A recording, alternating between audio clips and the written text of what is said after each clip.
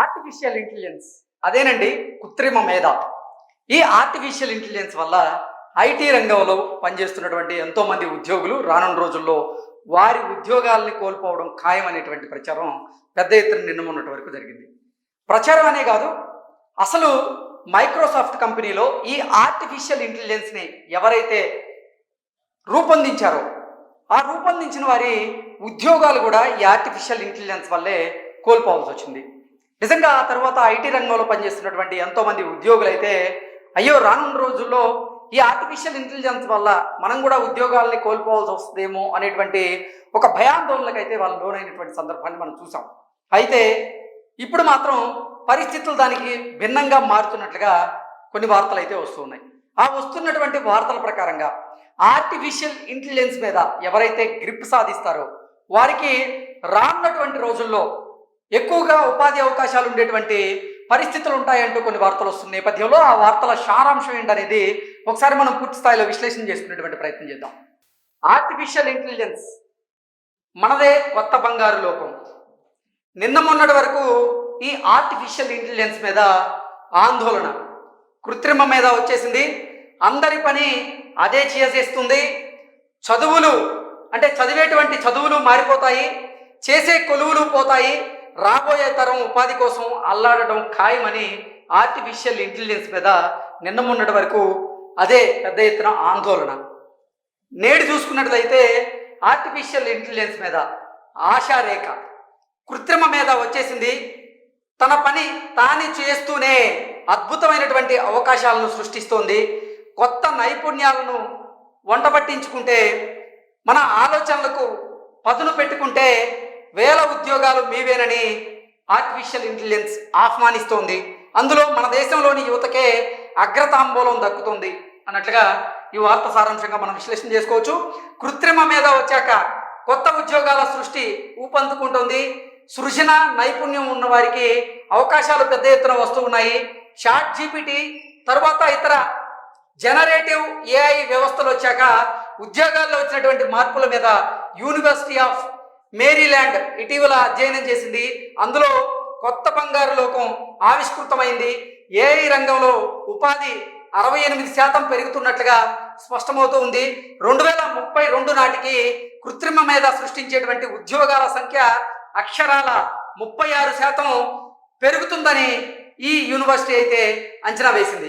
సాంకేతిక రంగంలో యువ ప్రతిభావంతుల కోసం బహుళ జాతి సంస్థలు ఎదురు చూస్తున్నాయని, యువ జనాభా అధికంగా ఉన్నటువంటి హైదరాబాద్, బెంగళూరుతో పాటుగా దేశంలోని ఇతర నగరాల్లో అవకాశాలు పుట్టుకొస్తాయని ప్రముఖ కన్సల్టెన్సీ సంస్థ అయినటువంటి కొలియర్స్ తాజాగా విడుదల చేసినటువంటి గ్లోబల్ టెక్ మార్కెట్స్ అలాగే టాప్ టాలెంట్ లొకేషన్స్ 2025 నివేదిక అయితే వెల్లడించింది. దీని ప్రకారంగా చూసుకున్నట్లయితే అంటే ఈ కృత్రిమ మేధ వల్ల జాబులు కోల్పోవాల్సి వచ్చేవారి సంఖ్య అసలు ఉండదని, ఇప్పుడు చేస్తున్నటువంటి ఉద్యోగాల కంటే కూడా రానున్నటువంటి రోజుల్లో ఈ కృత్రిమ మేధ మీద ఎవరైతే అవగాహన పెంచుకుంటారో వారికి 36% అదనంగా ఉపాధి అవకాశాలు దక్కేటువంటి అవకాశం ఉందన్నట్లుగా ఈ నివేదిక తెలియజేస్తూ ఉంది. 10 ప్రతిభా నగరాల్లో హైదరాబాద్ కూడా ఉంది. సాంకేతిక ప్రతిభ ఉన్న వారి కోసం ప్రపంచవ్యాప్తంగా 200 నగరాలను పరిశీలిస్తే అత్యంత ప్రతిభావంతుల్లో 36% కంటే ఎక్కువ మంది 10 నగరాల్లో ఉన్నారని అధ్యయనం గుర్తించింది. ఆ 10 నగరాలు ఏంటనేది ఒకసారి మనం చూసుకున్నట్లయితే ఈ నివేదిక ప్రకారంగా భారతదేశంలోని పలు నగరాలతో పాటుగా యుఎస్ఏ, యునైటెడ్ స్టేట్స్ ఆఫ్ అమెరికాలోని శాన్ ఫ్రాన్సిస్కో బే ప్రాంతం అలాగే న్యూయార్క్, సియాటెల్లో ఉండేటువంటి టెక్ నిపుణులు ఎక్కువగా ఉన్నారు. బెంగళూరులో ఎక్కువ మంది సాంకేతిక నిపుణులతో అగ్రస్థానంలో ఉండగా హైదరాబాద్ 2వ స్థానంలో ఉంది. అలాగే Delhi, Mumbai, Pune, Washington DC, Baltimore నగరాలు తర్వాత స్థానంలో అయితే ఉన్నాయి. లండన్, ప్యారిస్ నగరాలు కూడా ప్రతిభావంతులను అందిస్తూ ఉన్నాయి.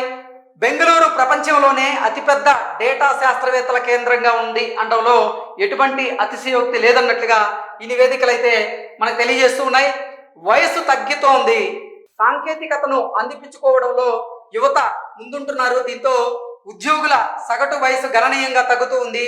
సమాన ఉపాధి అవకాశాల కమిషన్ 8 ఏళ్ల డేటా ప్రకారంగా చూసుకున్నట్లయితే యుఎస్లో సాంకేతిక నిపుణుల్లో దాదాపు 41% మంది 25 నుంచి 39 ఏళ్ల మధ్య వయసు వారే అంటూ కూడా ఈ నివేదిక అయితే తెలియజేస్తుంది. సాంకేతిక రంగంలో 2014 నుంచి 2022 మధ్య 25 ఏళ్లలోపు ఉద్యోగుల సంఖ్య 9% పెరిగింది. అందుకే యువ జనాభా ఆధారంగా అధికంగా ఉండేటువంటి నగరాల్లో నియామకాలు నైపుణ్యాలపై పెట్టుబడులను కేంద్రీకరించాలని టెక్నాలజీ లీడర్లకు ఈ నివేదిక సూచిస్తూ ఉంది.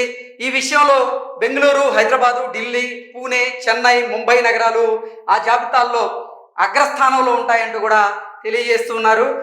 ఏఐతో కొత్త సమస్యలు ఉత్పన్నమవుతుండడంతో ఇన్ఫర్మేషన్ సెక్యూరిటీ అనలిస్ట్ కోసం పోటీ పెరుగుతోంది. ఈ రంగంలోని నిపుణులు వాషింగ్టన్ డీసీ, సావో పాలో, బాల్టిమోర్, న్యూయార్క్ నగరాలతో పాటు మన దేశంలోని బెంగళూరు, ముంబైల్లో కూడా ఉన్నట్లుగా తెలుస్తోంది.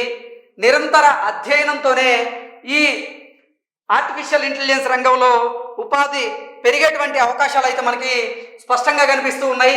సాంకేతికత వేగంగా మారుతున్నటువంటి తరుణంలోనే ఉద్యోగంలో చేరిన తర్వాత కూడా నిరంతర అధ్యయనానికి సిద్ధంగా ఉండాలంటూ కూడా కొంతమంది నిపుణులు అయితే ఆర్టిఫిషియల్ ఇంటెలిజెన్స్ సంబంధించినటువంటి సమాచారాన్ని అయితే పంచుతూ ఉన్నారు.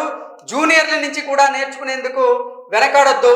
సైబర్ భద్రత అనేది భారత్ ఎవరిపైన ఆధారపడినటువంటి ఒక రంగం. ఈ రంగాల్లో అవకాశాలను అందిపుచ్చుకోవాలంటూ కూడా కొంతమంది నిపుణులు IIITలో చదివినటువంటి నిపుణులు అయితే తెలియజేస్తున్నారు. సో దీని ప్రకారంగా చూసుకున్నట్లయితే రాబోయేటువంటి రోజుల్లో కృత్రిమ మేధ వల్ల ఉద్యోగ అవకాశాలు, ఉపాధి అవకాశాలు పెరిగేటువంటి అవకాశమే ఉంది తప్ప ఈ కృత్రిమ మేధ వల్ల అంటే ఉపాధి కోల్పోయేటువంటి పరిస్థితి ఉండదు అంటూ కూడా కొంతమంది నిపుణులు అయితే తెలియజేస్తూ ఉన్నారు.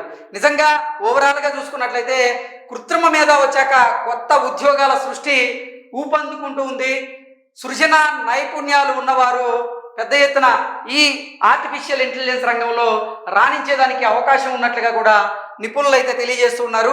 నిజంగా ఇప్పటితో పోల్చుకుంటే రానున్నటువంటి రోజుల్లో అంటే 2032 నాటికి చూసుకున్నట్లయితే ఈ ఆర్టిఫిషియల్ ఇంటెలిజెన్స్ వల్ల ప్రపంచవ్యాప్తంగా 36% మంది ఉద్యోగులు పెరిగేటువంటి అవకాశాలు స్పష్టంగా అయితే కనిపిస్తున్నట్లుగా ఈ ఆర్టికల్ ప్రకారంగా మనం విశ్లేషణ చేసుకోవచ్చు.